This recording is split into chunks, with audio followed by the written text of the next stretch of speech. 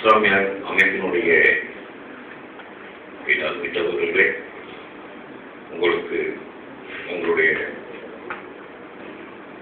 ஈதுலோகனுடைய மனமான நல்வாழ்த்துக்களை தெரிவித்து அவருடைய கிருபை கொண்டு இந்த வருடமும் பெரிய அமர்வுகளை சிறப்பான முறையில் நாம் கூடியிருக்கின்றோம். பல எண்ணற்ற வேலைகளில் குறைவான கூட்டமாக இருந்தாலும் நிறைவான எண்ணத்தோடு வந்திருக்கின்ற உங்களை நாங்கள் சந்திக்கின்ற பொழுது அமைப்பினுடைய